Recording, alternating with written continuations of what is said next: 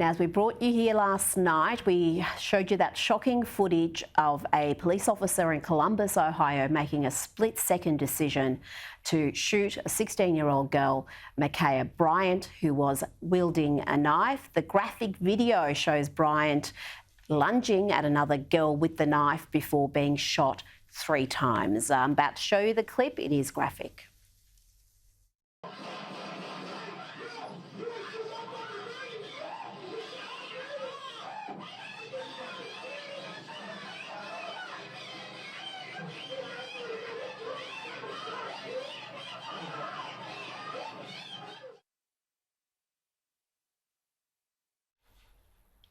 To discuss this and more, I'm joined from London by writer and researcher Dr Rakib Ehsan. Dr Ehsan, so good to see you. Have a look at the reaction we've had today from a lot of famous people, including basketball superstar LeBron James, who tweeted a photo of the officer involved in that shooting with the words, "You're next." Now, we've pixelated that officer's face.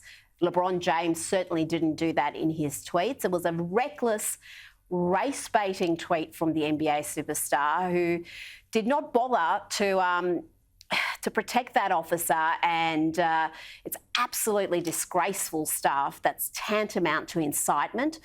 CNN were also in full-blown race-baiting mode, suggesting an imminent stabbing was just a teenage fight.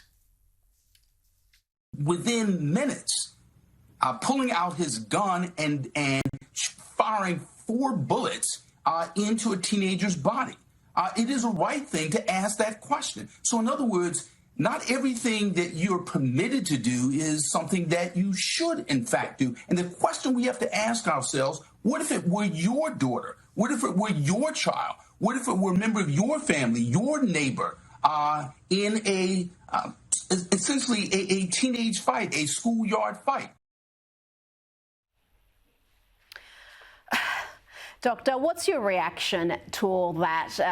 There seems to be nothing the officer could have done right there. If you watched on as the black girl in pink was stabbed, he would have been condemned, and the fact that he shot the aggressor, he's being condemned. What's your reaction to the coverage we've seen of this latest shooting? Well, I think that based on the coverage that I've seen of the shooting, I would say that all too often, when these kind of incidents take place, there are people almost waiting to exploit incidents such as this to push forward their anti-police narratives. And I think that definitely makes the job of law enforcement institutions in the US far more difficult. And when we are having these discussions, Rita, it is really important to understand that US law enforcement are dealing with what is a highly armed population. So I think that when people, for example, in the UK, they try to paint police problems as a shared UK-US problem, they don't really understand the fundamental cultural differences at play in different national contexts. No, and I've got to say the Biden administration hasn't been much better with this latest incident. This is a statement from White House Press Secretary Jen Psaki. Let's have a look at this. She was a child. We're thinking of her friends and family and the communities that are hurting and grieving her loss.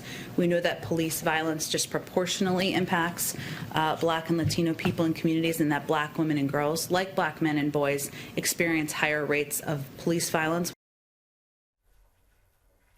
Again, let's have a look at the image right before the shooting. Let's have the cop here had little choice unless he wanted to see the girl in pink, who's also Black, stabbed.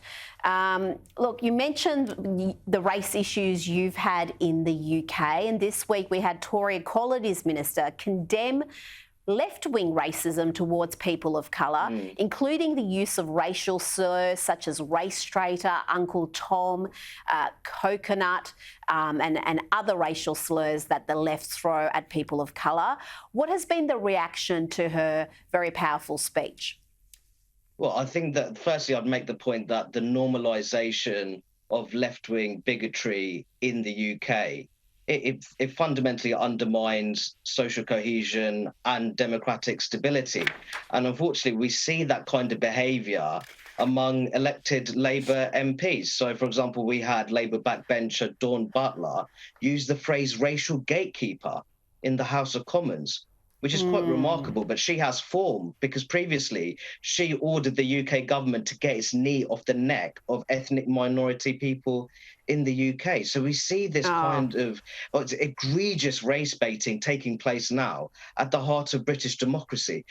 The problem that the left has is that it's increasingly that there's elements of the left, the particularly regressive elements, which are framing conservative values as markers of whiteness.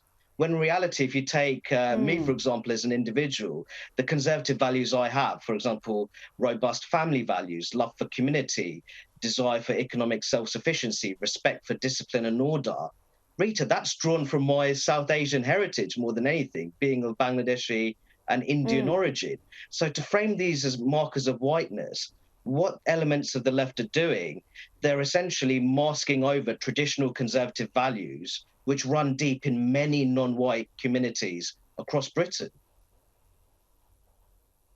And it's a bigotry of low expectations in a lot of ways, isn't it? They want to make excuses and almost pretend like people of colour don't have the same potential as white people, that there's something that's going to make them lifelong victims when so many are excelling. And the Indian community is a very good example of that, excelling not just in the UK, the US, and right here in Australia.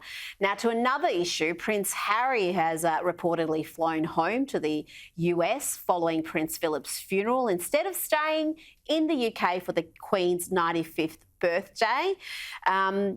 This is getting a lot of reporting in the UK. The Duke of Sussex was pictured arriving in Los Angeles as the Queen reportedly marked her birthday in a low-key fashion with family members at Windsor Castle. How is this being viewed in the UK? Is this just another mark against Harry's name? Well, firstly, the interview that Harry and Meghan had with Oprah Winfrey, it fundamentally damaged their already flagging reputations among the wider British public. I think that what was very interesting is that Harry and Meghan, they almost portrayed themselves as they wanted to be these modernizers of the royal family as an institution, when in reality, the true modernizer was the recently departed Prince Philip, who was a mixed ethnic refugee. Then he fought Nazism on behalf of Britain, married into the royal family, and then became a highly respected figure throughout the UK, as well as the wider Commonwealth. So in a sense, he was the true modernizer of the royal family and was the godfather of British integration. So I had much respect, I had a great deal of respect for the man. As for Prince Harry, I do feel that he's ultimately let his family down. I felt that the interview itself, going back to the interview with Oprah Winfrey, that almost that emotional overspill, revealing what I would consider to be private details about family affairs. It's no surprise to me that his personal ratings among the British public have really plummeted in recent times.